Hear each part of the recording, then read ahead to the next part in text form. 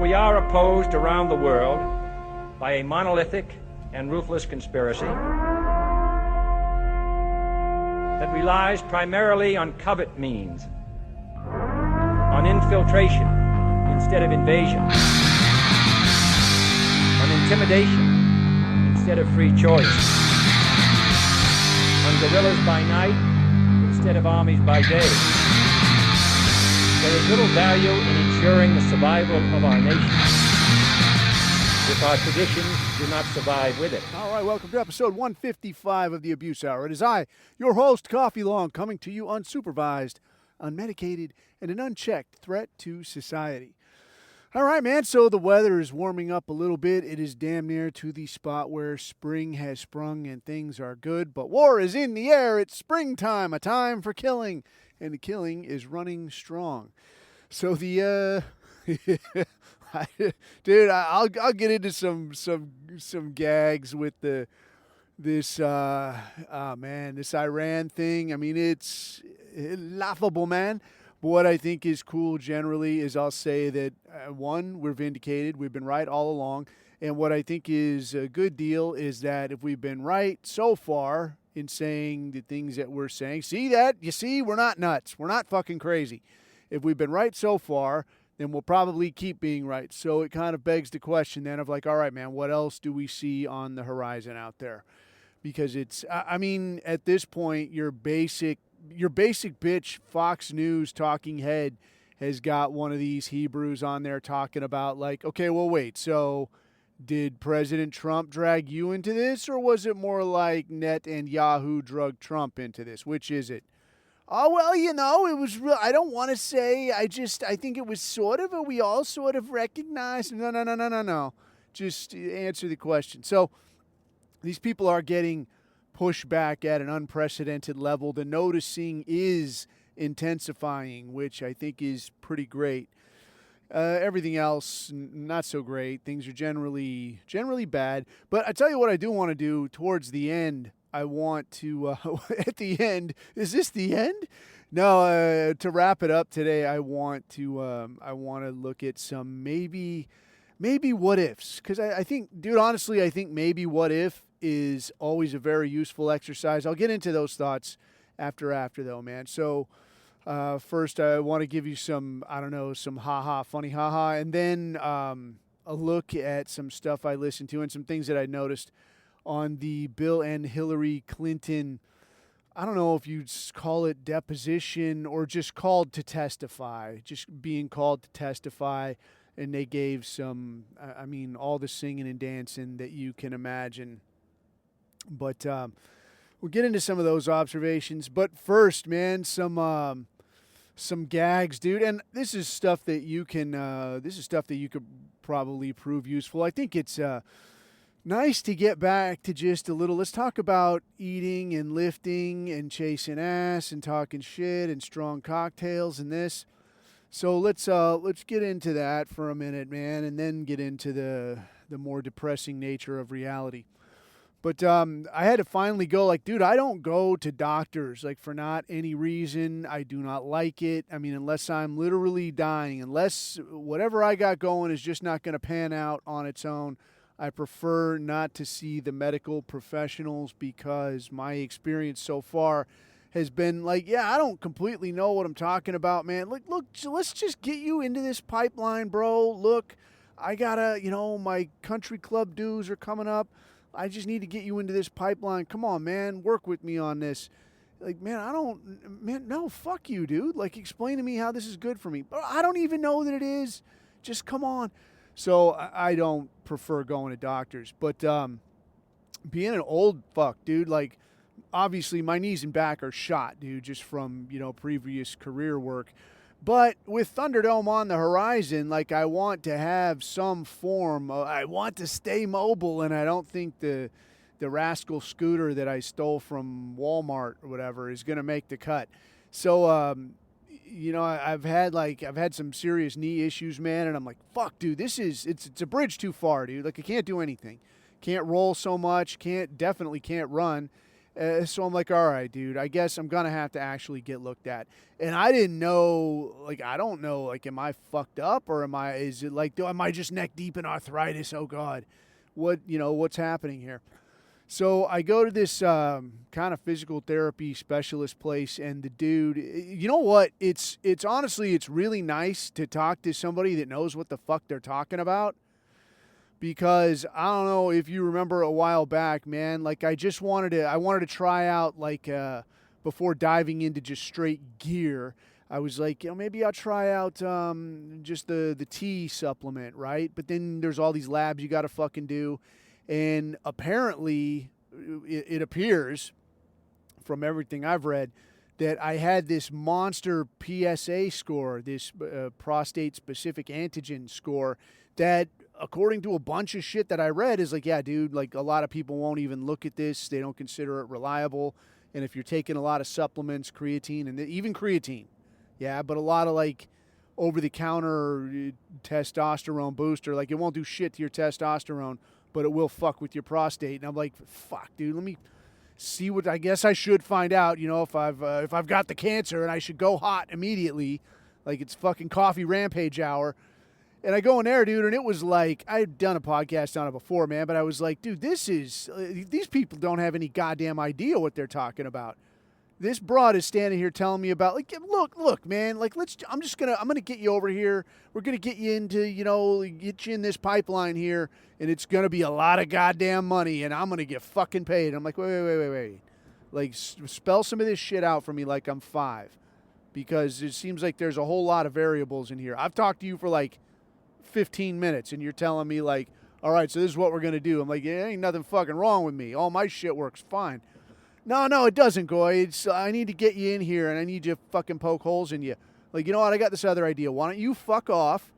I'm going to walk back down the road, and if I actually start having something that I feel like loosely resembles, like, I'm having a problem, because right now I have no problem, right? I start having an actual problem, I'll let you know. Until then, leave me the fuck alone. Goy, I don't know, Goy, But so I just jogged those fucks on. But now, like, I walk in here and I got this physical therapist guy, and like everything anymore. Like, you walk in there, you order a cheeseburger, you got to expect chicken fingers. Like, dude, what the fuck is it going to be today? What caliber of stupidity am I going to have to endure? But I go in here, and this guy knows what the fuck he's talking about. And I'm, I don't know what to fucking expect. And this guy's like, all right, man, let me take a look at this, dude. And I got like these, how do you say, like maybe like hiking pants kind of thing, like a light pant. Yes. And I'm like, bro, I can roll these up. He's like, I don't need that, man. I know what I'm doing. I'm like, all right, cool. So the guy's checking it out. He's like, all right, okay. Little feel over here. Does this hurt? How's this feel? Yeah, okay, all right. So all is said and done, and the guy's like, all right, man, this one over here, I don't see any problem. You got like a little bit of a knot. Do you got some tightness right here? I say, yeah. He's like, all right, yeah, dude, like right back here with your calf, you got a little bit of an issue, man. This probably hurts, right? So, yeah, you need to roll this out. And I'm like, oh, okay, shit. Yeah, like the guy's telling me where I have an injury. And instead of me having to say to him, like, this is what I got. What do you think it might be? This guy's telling me, like, yeah, I feel a little bit of a problem right here. Does it hurt right here, doesn't it? And I'm like, yeah, it's just a little tight right there. Okay, yeah, but this knee is fine. This one over here, in comparison, like, look what I'm doing with my fingers. I'm like, all right, yeah, so this right here, this is misaligned.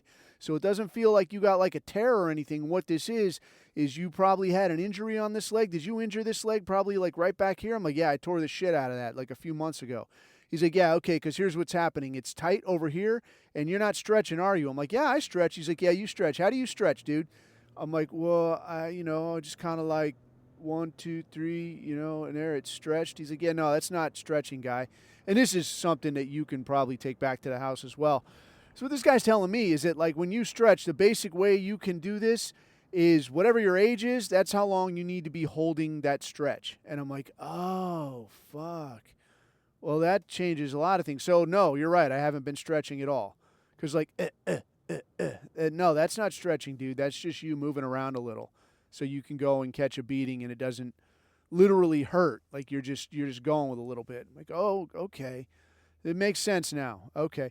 So, the guy's talking, and he's talking about, all right, look, dude, so what you got here is you've got a couple of small injuries that you haven't really addressed, and it's making some of these muscles tighten way up. They're sitting way tighter than they should be because you're not stretching them, and it's pulling all of this shit out of alignment, and that's why it fucking hurts. It's making the ligaments and tendons and shit be inflamed because they're rubbing against shit they're not supposed to rub against because all this other shit is pulling things out of whack. Does that make sense? I'm like, it does make sense. I appreciate it. He's like, so you're not going to need surgery or nothing, but if you want this to not hurt, you want to keep doing the shit you're doing, you just need to get this shit, fixed up and loosened up and shit. I'm like, okay, boss. So it was a good day, man. It was a good day for the coffee one. And believe me, I'm always down to be pissed off. But it was nice to get a little, it's so wild to actually talk to somebody that knows what the fuck they're talking about. I'm like, oh, thank you, fellow white man, a breath of fresh air. So yeah, that was a good deal. But the takeaway again, man, was like a lot of this shit. How you see now, and if you're a young dude, man, I mean, I was definitely like this when I was a young dude. That like stretch, yeah, I'll watch somebody else stretch, and I'm gonna count that as a stretch. Warm up, yeah, I'll watch somebody else warm up. I'll warm up in my head. But that shit, I mean, like saving your nickels in the swear jar, that shit does add up, dude. And as time has pressed on, it's like, yeah, remember all those times you didn't stretch or you didn't warm up or any of this? Like, you're paying the fucking price now, dude. This is the price tag on being a dumbass. So that, I think, is a good takeaway, man, that, like, do warm up, do stretch out. Because when the shit goes down, yeah, when shit continues on in the way that it appears to be going, you're going to want to be warmed up and ready to rock and roll, dude. And it's not going to do to be like, oh, yeah, bro, I pulled a little bit of a hammy trying to do a PR, trying to get a new PR on my squat. So if you guys could just shoot a little slower, like, no, dude, we need you to be fucking set. So get your shit together. And obviously that goes for me, too. I ain't chewing your ass like it's something I'm not fucked up on. But I do got to figure, like, if I'm fucked up, maybe you're fucked up, too, right? So we can all be fucked up together. Anyway, the next thing I wanted to hit on, man, this was comedy gold, dude. I've been going through, like, I've been trying to soak up a lot of information on what's going on because I don't really think that there's a way that all this shit goes down and it doesn't in some way affect us here stateside. I would like to think, obviously, I'd really like to think that things right themselves, and we'll get into that, imaginary white pilling here forthwith. But I'd like to think that things sort out, and if you see anything, it's like, yeah, bro, I'm paying like an extra $1 at the pump. This is fucking bullshit. Great, dude. If that's as bad as it gets, I will take it. I'll take it every fucking time. Right now, man, like shit everywhere else is super fucking bad. So, it only stands to reason that things may extend to here.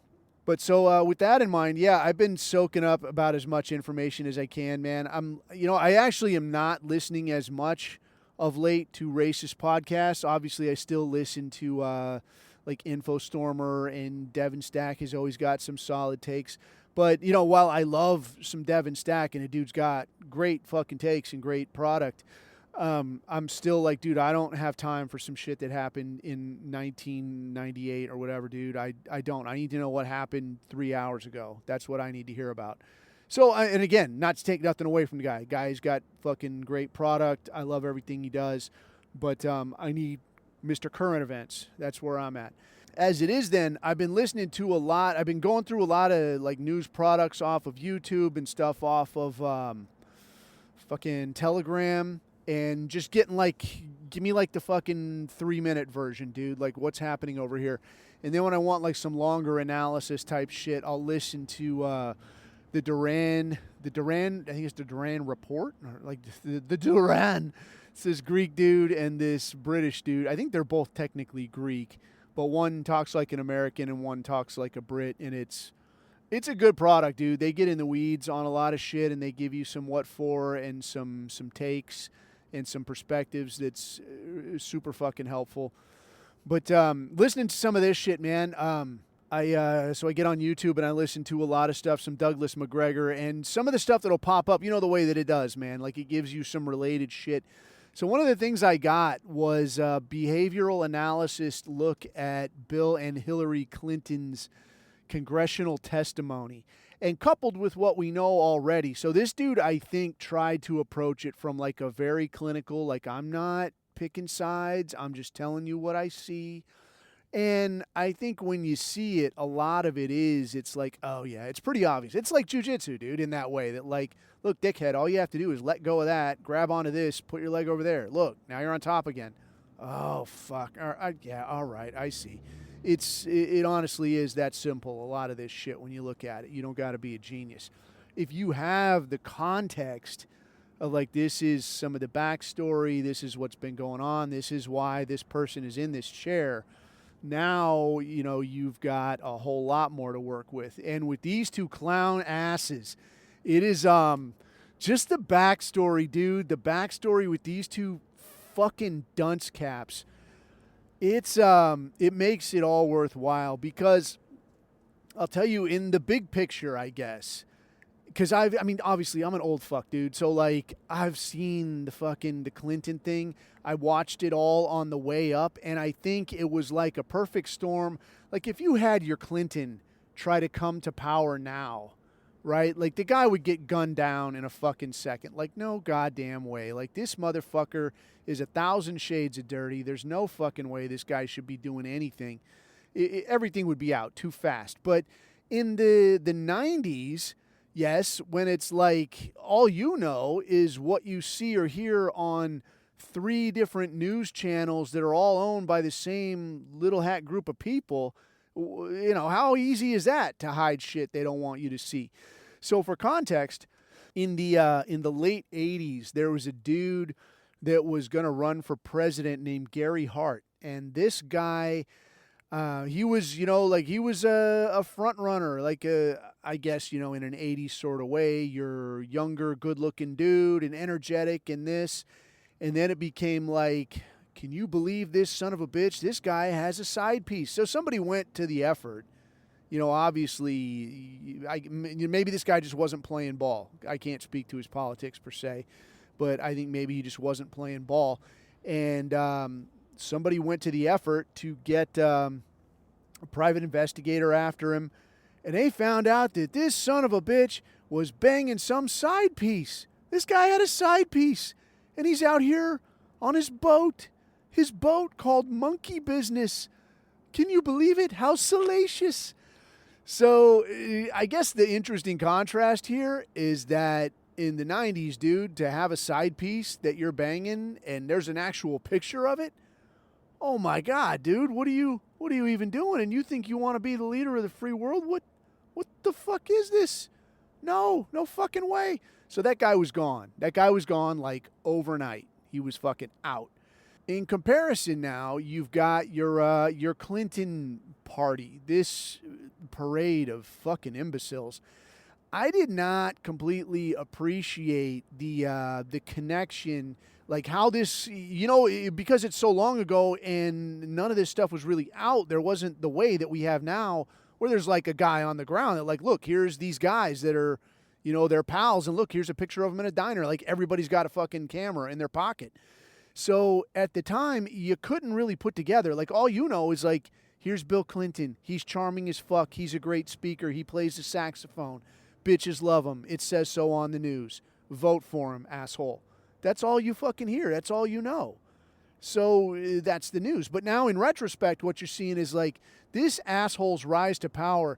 This thing really stemmed out of the Arkansas Mafia, where a lot of this this shit that was going on at the time with, I don't know if you saw that movie about that dude Barry Seal that was like a private pilot and ended up flying for CIA and got into like smuggling drugs, as I guess you do.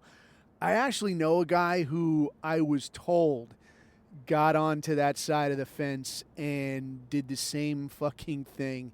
Like started working as a pilot and then started smuggling and then got pinched. What an asshole. I don't know that for certain. I mean, maybe he didn't. Maybe it was totally made up, but that was what I heard. I think it's It's pretty funny, when you start getting carte blanche to like, all right, bro, the rules don't apply. All right, I can do whatever I want. No, you can do whatever we want. There's a difference. Okay, I'll do whatever I want. Yeah, no, now you're going to fucking prison. Shit. So, anyway, you're Barry Seal then. I can't remember the name of that fucking movie. Tom Cruise, plays Tom Cruise playing some guy. And this guy started flying, got linked in with the, Pablo Escobar, that whole fucking crew. So that sort of stemmed into the Iran-Contra thing and all the fucking anti-communist rebel thing. So it all got very convoluted. However, that all culminated in a whole lot of money and a whole lot of, you scratch my back, I'll scratch yours type shit going through central Arkansas, where Bill Clinton was the governor. So these two assholes, they went, and I mentioned it before, this Italian saying about the law is like a spider web. It catches the fly but lets the eagle fly free. And the Clintons, man, they went full fucking tilt, like doubling down, dude. Like, oh shit, we got caught with our dick in the cookie jar. I'll just kill whoever fucking saw me. How's that sound? So everybody knows about like the Hillary, the fucking assassination thing, but it's no joke, dude. Between the two of these idiots, I mean, these motherfuckers killed a lot of fucking people and put together a shit ton of money and apparently agreed to play ball with all the right people. And I'm guessing that's basically the Tiny Hat Gang, whereby, hey, man, we can all get as dirty as we fucking want, steal whatever the fuck we want. The only important thing here is everybody keeps their fucking mouth shut. I ain't going to say nothing. You ain't going to say nothing. And if somebody gets in the way, we'll take care of it. Don't even worry. And by all appearances, that seems to have made everybody real happy. Everybody was real content with that fucking program.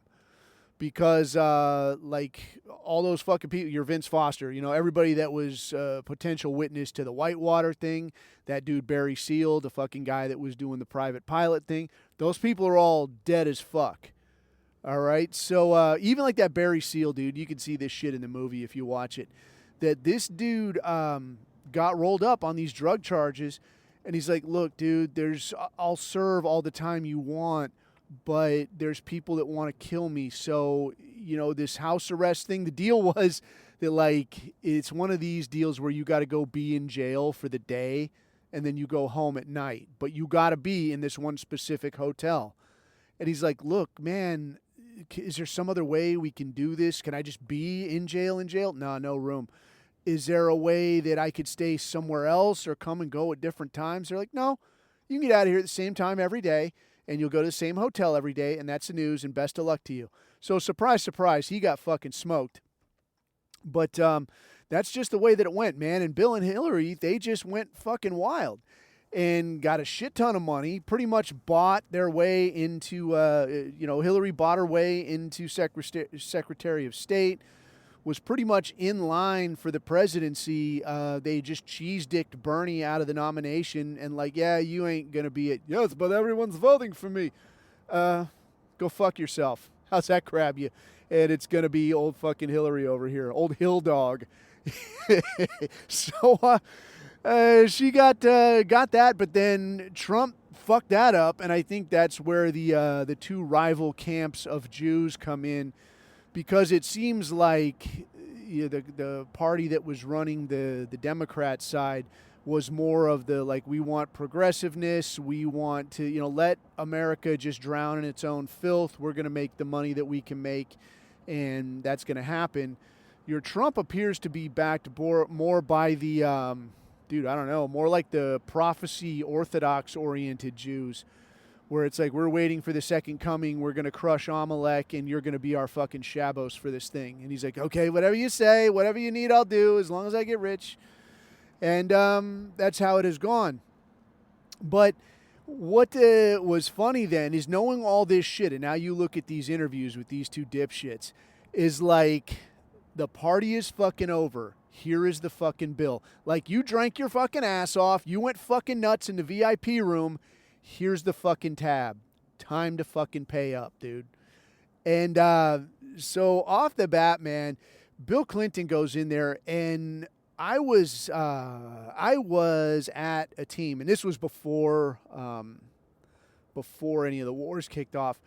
But I was sitting in my cage. I remember like distinctly. I was sitting in my cage, working on my gear, getting ready for some fucking ball break exercise. I still fucking remember this exercise. It was 5 fucking days walking around the swamp in fucking Louisiana. It fucking sucked. But I'm getting ready for this shit, and I'm listening to Bill Clinton testify on, I did not have sexual relations with that woman. And when you say is, I don't know what that means. You mean is, what's your definition of is. And I mean, it was in the weeds. Like the dude, obviously a bullshit artist, and obviously he was given a lot of slack. But for being on national TV and having, whether you did or didn't get a blowjob in the Oval Office, knowing that your old lady is listening to this too, like nerves of steel, dude, honestly. And I don't like the guy. I'd tie the knots, dude. But this guy, nerves of steel, dude, sat there, gutted it out for however many hours, answered the fucking questions and walked on down the line. Fucking Teflon. Couldn't touch him, dude. So now, though, you get in there and he's a little bit rusty. He's not quite as fucking clean as he used to be. So looking at these interviews, then looking at Bill Clinton's first, it was quite a contrast to his interview or his impeachment testimony when he got caught with his dick in the cookie jar, in the proverbial cookie jar. The dude obviously a lot older at this point, but also had this look on his face like, fuck, dude, like there's nothing left to gain here, which I think is interesting because at the time it was like, you're the president, you want to stay the president, you still want all the benefits, all this shit of maintaining what you've, built or whatever as president. And all you're really hoping for is like, man, I got to weasel dick my way out of this and keep playing the game, man, and stay in there.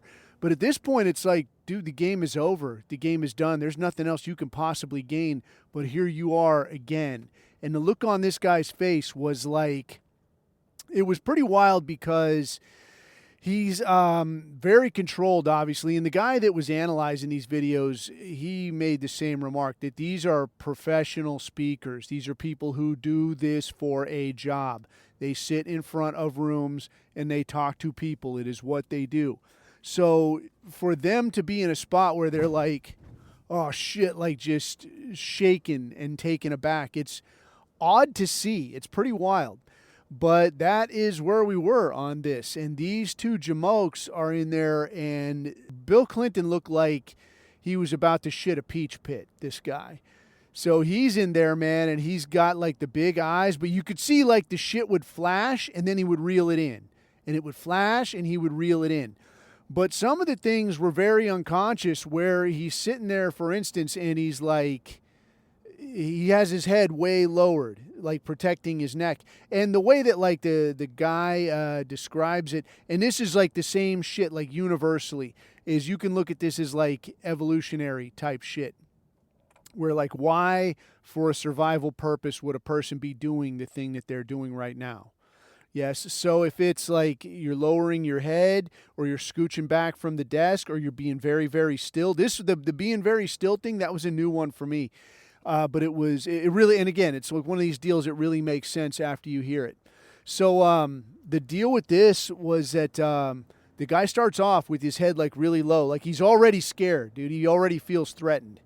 So he's got his head lowered and he's protecting his neck.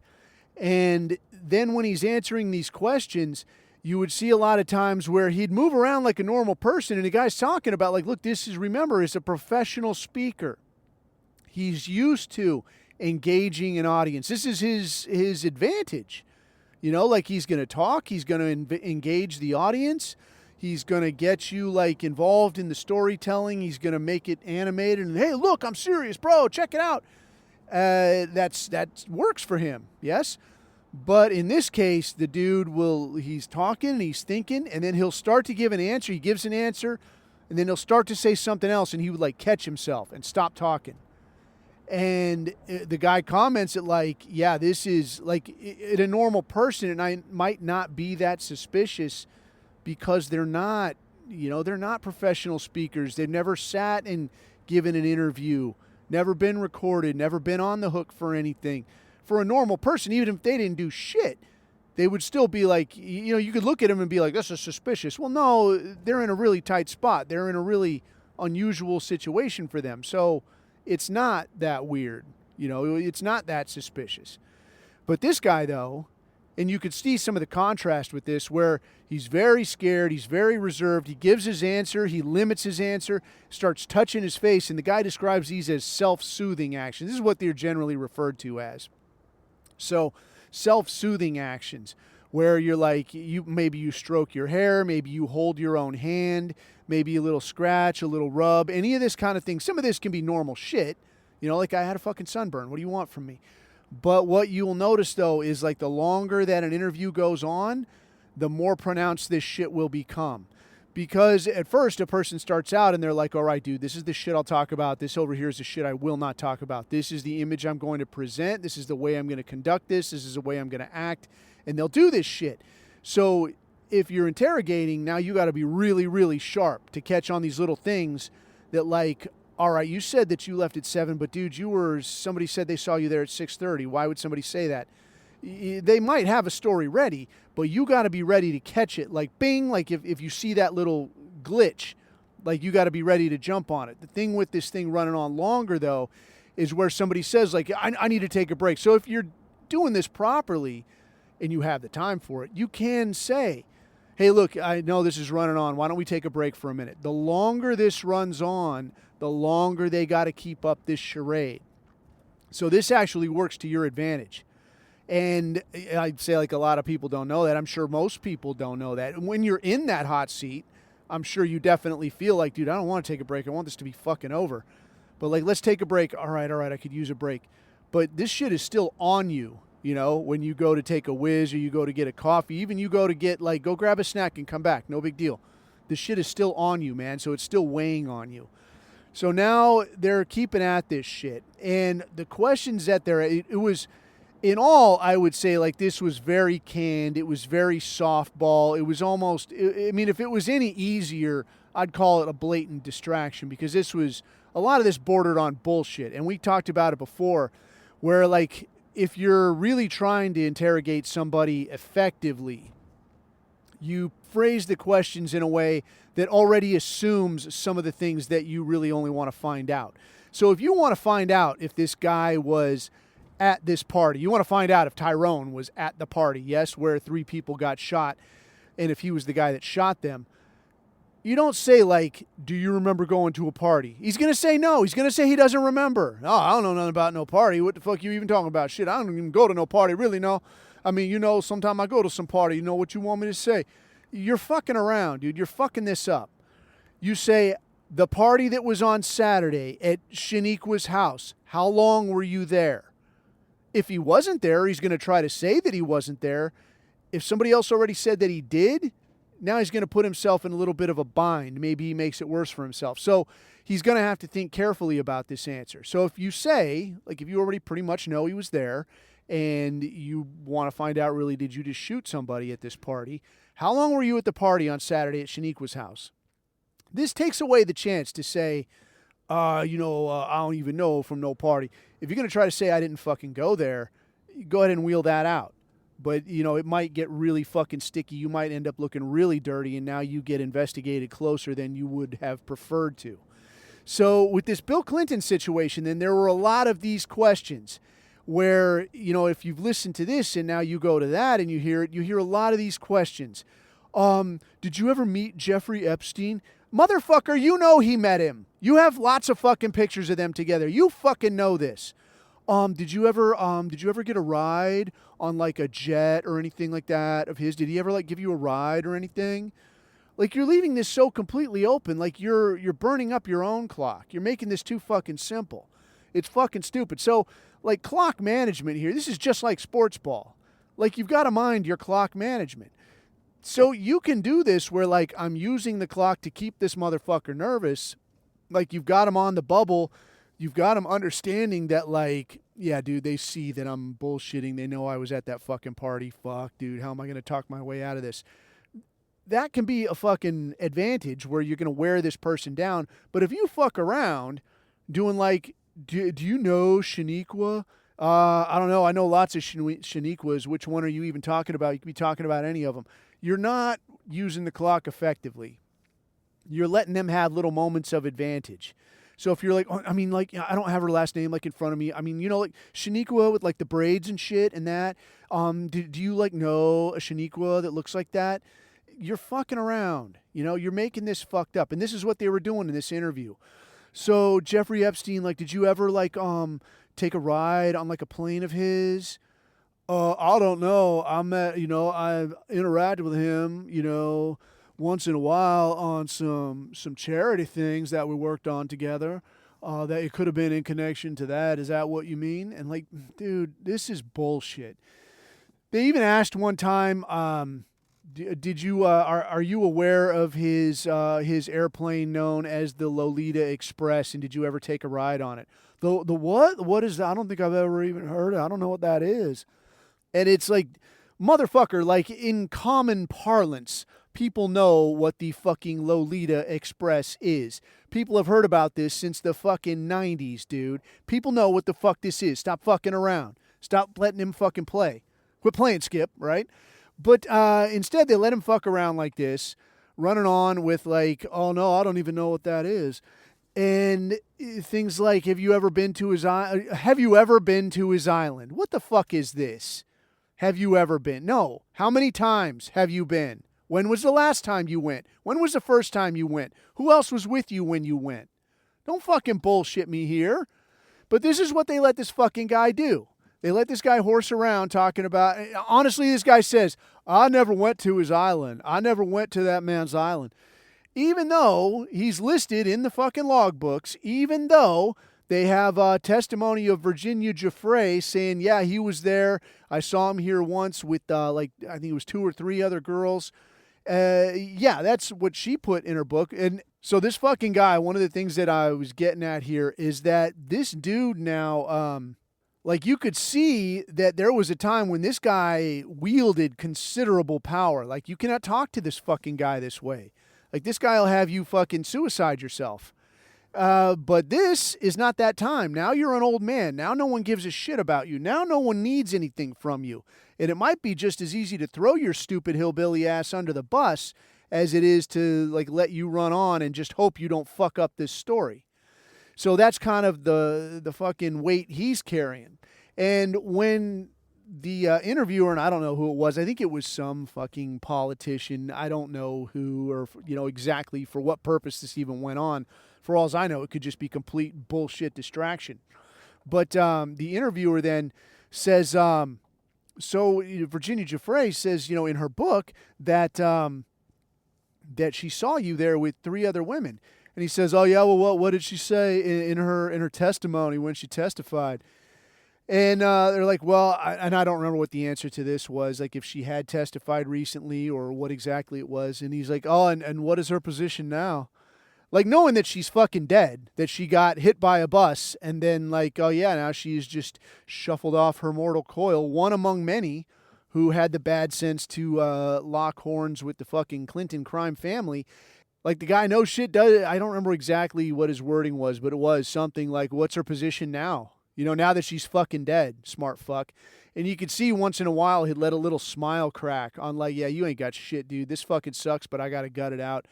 But he was still, I think there was a little bit of fear there, and I don't think the fear was from the people questioning him or that he might face charges, because he knows that everybody that could put something on him is presumably dead.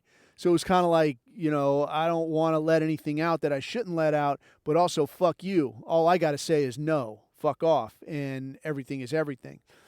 Looking at his wife, though, and this is where, to me, the whole backstory piece of this becomes interesting, was because she is essentially in the same position. Yes, like she's already gotten all of the benefits she's going to get.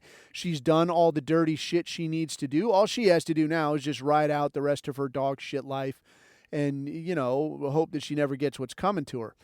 But Her look was very different, even though they're in very much the same spot. So her look was more like, I did all this dirty shit. I turned a blind eye to a whole lot of shit. And no doubt she was involved in a whole lot of shit. But again, you're dealing with a woman here. So, having her believe that she's in any way culpable in any of the wrongdoing, like fat fucking chance, right? But she's in there and she's sitting there and she has got this look. And so this, to me, was one of the more interesting interviews. And I think this hits on a whole lot of points that are where interrogations are concerned, points that are just as important, but from a completely different perspective.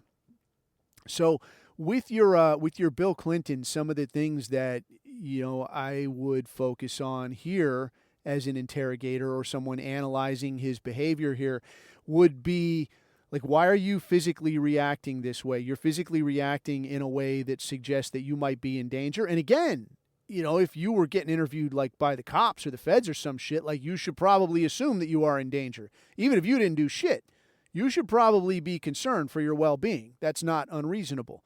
But to some of these questions, some of the things that went along with it, that like you're protecting yourself, you're covering your mouth, you're starting to answer a question, then you stop.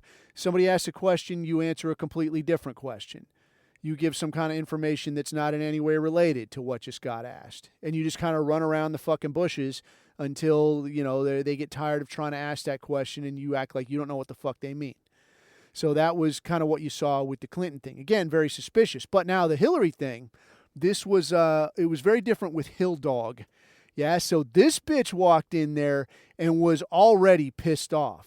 Like, this is a waste of my fucking time. Why do you keep... And actually says throughout the interview, she went off the rails more than a few times.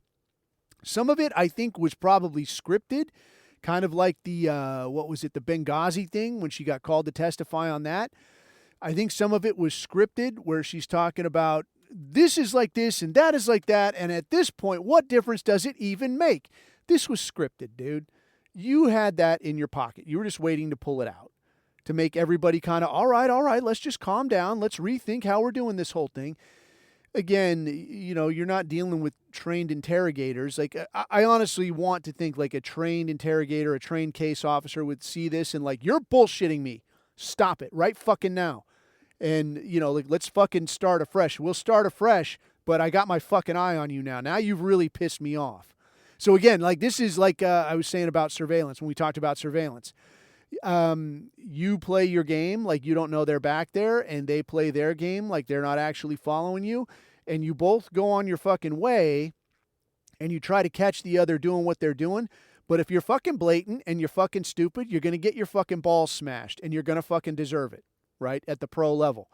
This is where Hillary is playing at the pro level, but she's kind of playing with amateurs. Either amateurs or people that are fucking in on it. Like, hey, go out there and put a fucking show on for the people. Give them something to fucking look at, but don't ask nothing. Don't ask too fucking hard, yes? But so she starts in with this shit, giving some of these canned responses. But in all, straight out of the gate, her demeanor was what I would call incongruous. I mean, it was what a lot of guys would call incongruous. So this does not fit with that. So you're being brought in here to talk about a guy that was trafficking, raping, exploiting not just young girls, but in a way that served the intelligence interest of a foreign government that involved a lot of high-level people, senior government leaders, etc. So this is what you're being brought in here to talk about. I don't give a fuck if you've talked about it 10 times before. You're going to come in here and talk about it 11 times. Sit your fucking ass in that chair. That should be like the proper decorum for this situation. We think you might know something about it, even if you're not directly involved. Even if I'm giving you a benefit of the doubt, I'm not saying you did it, but I think maybe you know something about it. Maybe you know something that you don't even know is important. Maybe you remember riding on his jet. What was his jet like? Oh, yeah, I mean, the leather seats and this and that. Well, wait a minute, leather seats, whatever the fuck, right? You might know something that's fucking relevant. But instead, she comes in here with this, the eye rolling, the head tilting. Oh, this is just, you're wasting my time. And it reminded me of the guy, and I can't remember this guy's name, but when there was a hearing on the JFK assassination, this was the same technique. They got employed by a guy that they call Umbrella Man. And I can't remember this guy's proper name. It just occurred to me while I was watching the interview. But Umbrella Man, this was a guy that people, again, they talked about this like the fucking crazy, holy dog shit, wacky conspiracy theory. Umbrella Man was a guy who was standing right at the corner of at Daley Plaza when the Kennedy motorcade made the left turn in front of the school book depository building. Guy popped open an umbrella right as Kennedy's vehicle passed. So the point of interest here would be, one, how is this guy allowed out there with something like that? And nobody rolled up and like, hey, fuckstick, what are you doing over here with this? What's this umbrella shit about? This should have been like an indicator. Like, I think now, just the way that things are, people would probably recognize this as a signal of some kind, which is what I personally believe it was. You didn't have, like, everybody didn't have comms in their ear. Nobody had, like, eye in the sky, like laser designated, like your sniper is looking through fucking IR scope, IR optics or something, right? And now the target is laser painted. And now here it comes. All you got to do is the gun's going to practically do the work for you. All you got to do is maintain a pulse and hold still, right? This is easy. They didn't have that then, right? So what do you have? You have the fucking visual signal. So you're in there. Here comes the guy. Here comes a motorcade, though. It's going to go by fast, and if you think of this is the kind of shit I think if you've never done anything like this, you don't think of until you're like, oh, fuck yeah, I didn't even think of until I'm actually doing this. I don't even know what fucking car this guy's in. I don't know what this motorcade looks like. It's not being live streamed. I don't know, if the guy's in the front, he's in the back, he's in the first car, last car. I don't fucking know. So how do you know? You get a guy down there. And he's going to pop that fucking umbrella open as the target car goes by. Now that's my car. Okay, where's the guy? Okay, I can see the guy. At that point, it won't be too hard to see the fucking guy. Now the guy enters the fucking kill zone. Bang, bang, bang. You get what you get. So this guy, the Umbrella Man, they brought that guy around and questioned him like, what the fuck are you doing, guy? Somebody rounded him up, figured out who he was. What the fuck's your deal? What are you doing? This guy's story was that he went out there with an umbrella to send a message to JFK that he feels like he was soft on, fucking something in the same manner as Neville Chamberlain was soft on Hitler. Well, and the question was like, well, what the fuck does this have to do with Neville Chamberlain? Oh, well, he was British, you see, and so British, umbrella. What the fuck is this?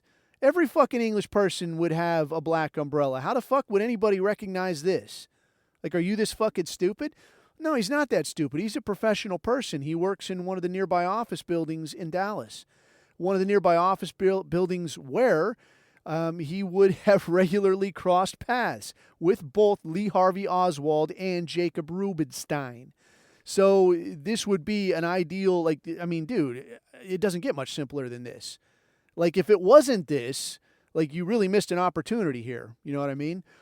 I don't think there was ever any proven connection between him and any of those people, but I also am pretty sure there was probably never any effort to look for one. But what I'm getting at here, what I wanted to get at, was when they did bring this guy in to testify before Congress, and they got this guy in there, and they got his umbrella in there, and they said, all right, so this is what we're going to talk about today. Is this the umbrella? He says, yes, this is the umbrella, and he hands it to, whoever the fuck to go up there and present to the panel. And he's like, be careful, it's loaded. And the panel is like, and I'm like, wait a fucking minute. You're in here talking about this guy serving as a tactical component of an operation that resulted in the death of a sitting U.S. president and led to a tremendous advantage for what is now purported to be our greatest fucking ally. And you're like fucking joking. Like, you're setting the tone right out of the gate with fuck around time. Hey, asshole. Like, the right response would have been like, hey, asshole, this ain't fuck around time, dude. Sit in that fucking seat and answer these questions. Don't fuck around again. That would have been the appropriate response. That would be what I would expect to hear. When I got called on the carpet for some shit that went down that, again, I was not involved in, had no fucking material connection to, I did nothing wrong. Coffee did nothing wrong. But when I got called on the carpet, and I guess that does sort of relate, that like I was not even physically there. And the questions are like, what the fuck went on here? Your guy that was involved in this shit, what was he supposed to be doing? What did he tell you went on? What do you think actually happened? What do you think we should do to handle this? This was not fuck around time. And again, this was not even national level shit. This was more local level shit. You know, could come across as a black eye or whatever, but this was not international gravity type shit. But it's still like, sit in that fucking chair, answer these fucking questions. Okay, boss, take it easy. Let's all calm down. But this kind of fuck around time, right? Oh, be careful, it's loaded. This is the kind of shit that you look at and you go, that's incongruous. That doesn't fit here. And now why it doesn't fit, how it doesn't fit, that's not your fish to fry just yet. So like with this Hillary thing, I can't believe I'm in here again. You guys again with these you always do this. And if that's how this is going to be and slamming the table, incongruous. I don't know why this does, like what exactly are you hiding by doing this? But I can tell you for sure this does not belong in this setting. This is out of place. So now if we start digging into why, what are they talking about? They're asking her about, did you ever meet Jeffrey Epstein? No, I never met him. Okay, well, we know he was at your daughter's wedding. Okay, well, he was at the wedding, but I didn't invite him. Okay, well, help me the fuck out here. You know, do you know him or do you not know him? Do you ever go to this island? I never went to that island. Did your husband ever go? I don't know. You'll have to ask him. Actually says this. You'll have to ask him. You don't know whether or not your husband, you never asked this? So you've been married to this asshole for however long. You see this guy is neck deep in all this other shit. You see that your husband is dick deep in God knows what. But it never occurred to you to ask, hey, while I'm covering for all this other shit, do I need to be worried about this fucking international pedophile trafficking situation? Do I need to be concerned there? Never came up? You didn't never bother to ask? No, you'll have to ask him about that. That's what she says. You'll have to ask him. Okay, well, so now when these pictures came out of your husband at a location that many presume to be Little St. James Island, and he's here getting massages from these young women, did you have any feelings on that? And her lawyers immediately jump up. Speculation! Like, no, I'm asking her to testify on her own reaction. You don't have to speculate about your own feelings on this. No, I'm not answering it. And then immediately did the derail thing again, throwing the fit, throwing the temper. You guys always do. This is just typical. And she actually says, this is just typical. I'm like, what the fuck, bitch? But then she wraps it up. The wrap up here, I just saw some of the highlights. And the wrap up here that, again, this is where I think it would be better. You know, if you're going to do this congressional testimony thing, I feel like it is high time to shift to like a professional approach, because you're being, these people are employing professional level resistance techniques, but you are not employing professional level questioning techniques. So you're in there asking honest questions, as you should be able to do, right? But when these people answer these questions, they're not answering them honestly. They're coming at you with legit professional techniques that are designed to derail the conversation, to steer you into the weeds, to leave them some latitude in case they got to shift their answer a little bit later. They're doing all this shit to you, and you don't recognize it because you don't know what the fuck you're doing. So the last question that I saw then, before they either went off the record or took a break or wrapped it up for the day, was they started asking about the Pizzagate stuff, and immediately she went into another canned response that is an insane, and that was another thing that they had going on the whole time. Her and both of her lawyers, because she had two with her, were running on and on every chance they could to fit in like, this is wacky, this is insane, this is unhinged, these are conspiracy theories. All of these were terms that they threw in throughout. So they ask her about the Pizzagate thing. All I know about that is a wacky, unhinged conspiracy theory from the internet. And whoever was interviewing her tried to interject that, like, well, no, a lot of the people that were named in that were named later. And a lot of that same terminology has come out later in these emails. So, no, we need a straight answer. They didn't insist. They let her run with this shit. So she ducks that one, and they say, okay, so Anthony Weiner, are you familiar? You're familiar with him, I'm sure, because your former assistant was his wife, right? But they say, yeah, so you know Anthony Weiner. Are you familiar or have you heard of a file that was found on his computer titled Insurance Policy and containing a video titled Frazzle Drip? And at that point, like the fucking scripted dialogue kicked in from all three of them, from her, from each of her lawyers. You see, and beating on the table, and that's the kind of thing, and I am not going to stand for this. I'm done with it. I am done, and I'm leaving. And they say, okay, let's go off the record. Let's go off the record. So immediately, they try to frame it as this emotional outburst, as like, I just can't take it. I'm just really upset. That I'd love to answer your questions, but I'm just so upset. No, dude, because what was the effect at the end of the day? I'm not telling you shit. So with a lot of these things, and I think you could do this with any time you see a questioning thing, whether it's a testimony or an interrogation or an interview, you can look at this as like, what was the ultimate outcome? Because you could package it any way you want. You could package it as, oh, well, golly, I don't completely remember, or, well, I'm just a little upset that you keep asking. But at the end of the day, what was the ultimate takeaway? The ultimate message that Hill Dog sent through this testimony was, fuck you, I ain't telling you shit. So the funny part to me in this, I guess, was how different her reaction was, because I feel like Hillary feels like she did not get what she played ball for. Like, she signed up, sold her soul, did the dance, buried the bodies, on the premise that she would get to be president. And instead, she got cheese-dicked out of that little prize, you know? And now she's still in here covering for this asshole who can't keep his dick out of anything and having to sing and dance and get called on the carpet, and she is pissed about it. That was my takeaway from this whole fucking thing. Do I think that she still knows a whole fuck of a lot more than she's letting on? Absolutely. Do I think that there should be legislation whereby it becomes legal to interrogate using the same kind of enhanced techniques that have proven so valuable in keeping America safe from the Islamic extremists? I think so. Let's see how far those arms can bend. Let's see what you look like with one of your legs up behind your head. And then we'll ask these questions and see if you don't have a different answer. That's what I think would be, due here. But, again, coffee doesn't get to be in charge, and until I do, we'll just have to settle for broke dick interviews.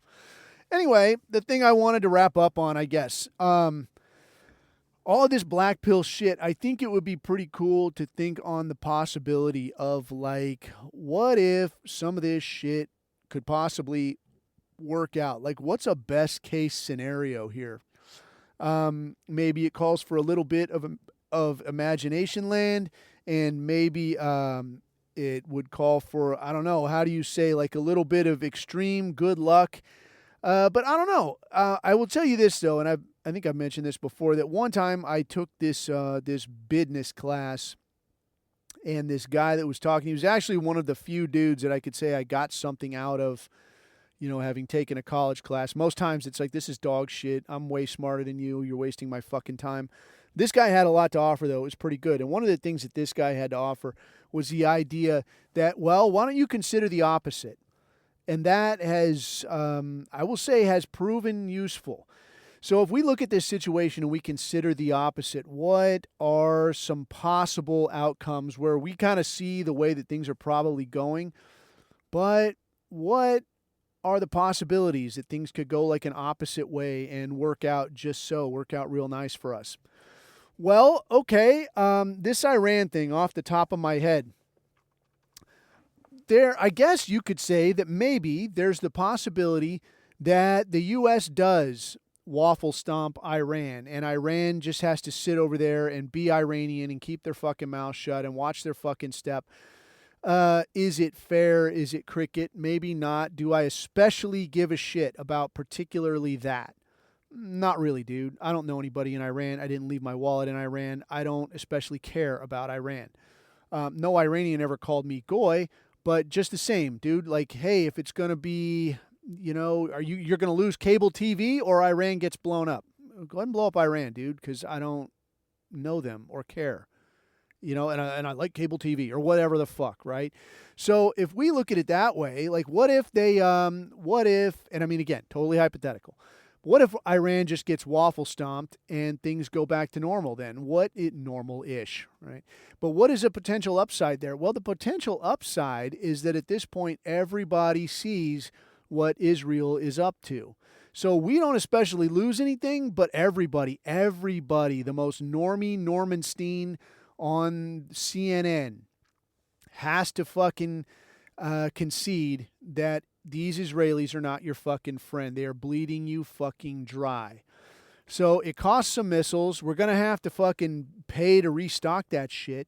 But the money we spend to restock that, maybe we don't spend, or maybe it gives us the perfect excuse to tell Israel, hey, you know what, man? I can't give you free money this year, this decade. But we had an agreement. Go fuck yourself. The people have altered the agreement. Yes, I have altered the arrangement. Pray that I don't alter it further. So that would be real cool to see. Is it possible? Not right now. I don't think it is. But looking at some of the polling data, I think fuck Israel is going to be a key talking point probably in upcoming elections. Thomas Massey, like how easy would it have been to primary that guy in decades past? But now, no, dude, that guy's a national hero. He's the one guy with a set of fucking nuts to stand up and say, yeah, man, these are not your fucking friends. You're not making your own country a priority. What else, man? Some of this other shit, the economy, the state of it, possible sleeper cells. I think maybe this could work out where some of these invaders just see the situation and they go, you know what, I can get shot at home and I don't even need a translator. I can get shot at home. I don't even need to wait in line for food stamps. Maybe I just stay at home and try to get shot here, among my family instead of trying to invade America and see if I can get some free shit. Is there a chance that happens? Some people say that there has been some repatriation type efforts where people are like, it just hasn't worked out. Fuck this. Maybe I should just go home after all. Could the way that things are possibly feed into that? I feel like it could. I feel like it should. Maybe, possibly. So in all, man, I guess I'm trying to find some white pill here and trying to find some way ahead that maybe shit works out. I guess the last one I got then is I do believe that I've seen a few videos and a few discussions on the concepts of your vigilante justice, your wood chipper nationalism, and just like player hating on these tiny hats, it does seem like people are leaning more into it that yeah, dude, if you're a kitty fiddler and you're halfway through fucking feeding him into a mulcher, I'm not gonna, I'm gonna have a lot of trouble understanding what a prosecutor is getting at. I don't know that he'll make a convincing case, and I feel like you're probably gonna be able to continue doing good work. I mean, that's like the housewife position at this point, which that actually is happening, and I think that is a definite white pill. So to me, yeah, when the housewife position is heads on pikes, I think that is a definite plus. So for however bad all this other good shit, look at that. See that? It's a white pill in real time. For however bad all this other shit has gone, when the average housewife position is full-on Vlad mode, I think good things are happening. I think there may just be a chance. So with that, I'm not gonna press my luck, man. I will pimp you to go to Above Time Coffee for your coffee needs. They don't pay me. I just shill because it's a white product made by white people for white people. Put it in a cup. Put it in your mouth. It's for you. Until then, you can find this low-grade product anywhere dodgy content is purveyed. Your Spotify, your Apple, your YouTube, and also, what's that other thing? Rumble. Yeah, okay. But until next time, then, keep your eyes on the horizon and keep your neck out of the noose. I have been Coffee. These are my takes.